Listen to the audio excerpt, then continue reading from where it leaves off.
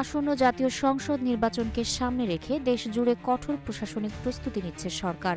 নির্বাচনের সার্বিক আইন শৃঙ্খলা রক্ষা ও সুষ্ঠু ভোট গ্রহণ নিশ্চিত করতে 1051 জন নির্বাহী ম্যাজিস্ট্রেট নিয়োগ করা হয়েছে। তারা আচরণবিধি দেখার পাশাপাশি দায়িত্ব পাওয়া নির্বাচনী এলাকার সার্বিক আইন শৃঙ্খলা রক্ষা, অপরাধ প্রতিরোধ, মোবাইল কোর্ট ও স্ট্রাইকিং ফোর্স, বিশেষ করে বিজিবি, কোস্টগার্ড ও সশস্ত্র বাহিনী টিমকে দিক নির্দেশনা দেবেন। এ বিষয়ে 3 ফেব্রুয়ারি প্রজ্ঞাপন জারি করেছে জনপ্রশাসন মন্ত্রণালয়। নির্বাহী ম্যাজিস্ট্রেটরা আগামী 8 তারিখ থেকে 14 ফেব্রুয়ারি পর্যন্ত দায়িত্ব পাওয়া এলাকায় মোবাইল কোর্ট পরিচালনা করবেন। তারা 7 ফেব্রুয়ারি সংশ্লিষ্ট জেলা প্রশাসকের কাছে যোগদান করবেন। এর আগে তাদের প্রশিক্ষণ দেওয়া হবে।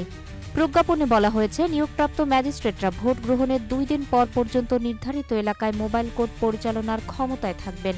জেলা ম্যাজিস্ট্রেটরা তাদের নিজ নিজ অধিক্ষেত্রে এসব ম্যাজিস্ট্রেটের দায়িত্ব বন্টন এবং মোবাইল কোর্ট পরিচালনার এলাকা নির্ধারণ করে দেবেন।